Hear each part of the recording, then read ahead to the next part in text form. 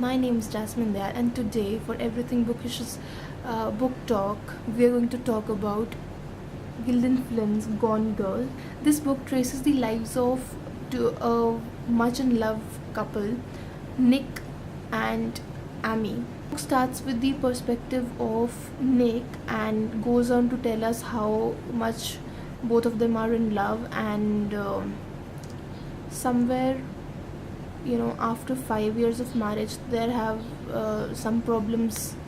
They have been facing some problems, which I found was very realistic. It is a story which traces how you cannot justify a situation without even knowing the other side of it. It is a very good example of how every coin has two sides, and each side has a story of its own, which should be known to everyone before even saying anything to justify a person's deeds. So I feel that Gillian Flynn has done a very wonderful job at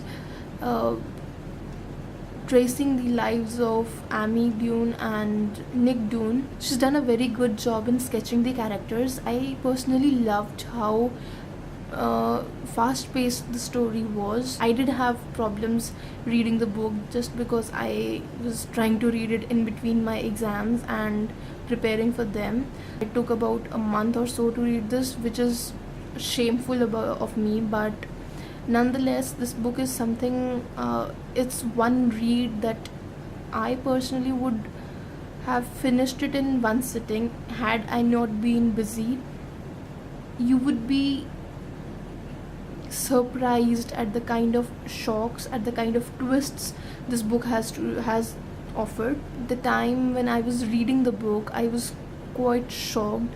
I just had no words to explain what kind of what is going to come next. I was like craving for reading more and more and more. All in all, I would say that Gillian Flynn has done a marvelous job at etching each and every character. If you like books where plot points and twists completely shock you, then I must say that Gone Girl is one such book that you should definitely read. I'm a firm believer of the notion that every coin has two sides and every story has two different perspectives to it, and we shouldn't really judge before knowing each and every perspective of the story. Gillian Flynn has done a brilliant job at attempting such a story where you not only think about how the characters felt, but also are compelled to feel the way the situations shaped up and the events that happened during when the story was written. Gillian Flynn has rightly managed to strengthen my belief in how every story has two sides and every coin has two sides, and you cannot just listen to one side of a story and pass a judgment. She's done a very brilliant job at that. When I first started reading Gone Girl, I was really mad at Nick for not being a good person, for not being a good husband to Amy, for not being a good son, and I just felt he wasn't very responsible and gave up very easily. I had moments when I wanted to grab Nick's collars and scream right into his face, "Dude, Nick, Amy is your wife. She's married you and she's moved into your family. She's trying to adjust in this whole new setup, and what are you doing? You're just not helping her. You're making everything so bad for her. You're not even appreciating her. She's trying to do things for you. She's left her high posh that posh area and started living with you. She's come down with you in your to your village, and she's helping you out with the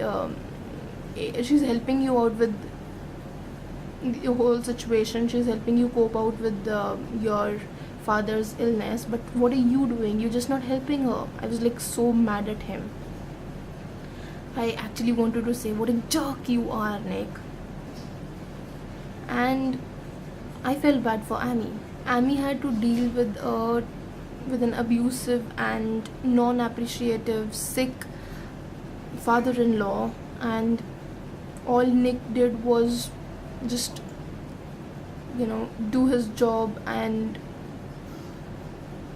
think that Amy will understand him without any conversation. I agree, married couples do have this thing that you just understand what is happening to the other person. My anger towards Nick boiled up when it was revealed that Nick had an extramarital affair with his student named Andy. He was just on the verge of throwing things at him. I was so full of rage.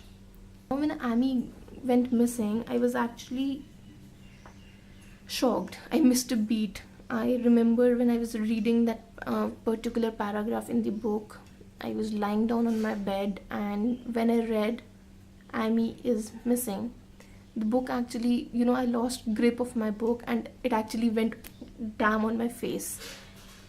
And I was like, just what happened? What was it? What was the twist? I couldn't believe it. I don't really think I was quite ready for a bigger shock than that. And Gillian rightly gave that shock to me when it was further revealed that Amy herself framed her husband for murdering her and went missing. I just couldn't deal with it. I couldn't understand why she did it. And now was the point where I was, trying to analyze the whole situation. I was trying to understand whether Nick was actually a culprit or was there something more to the story. Amy did it to teach Nick a lesson, and had it been some different story, I would have felt proud of Amy to, have done something like that. But here, I just couldn't believe Amy. What a mastermind, man. She goes on to frame Nick for her murder. And when everything is against him, every single person gets against him, even Amy's parents are against him, she comes back, she saves Nick, and goes on to, reveal a supposed good news that she's pregnant with his child, which is a son. All of this was done just because she wanted to show Amy is amazing and you cannot beat her at her own game. She just wants to be top at every damn thing. She's the winner. She's someone who loves challenges.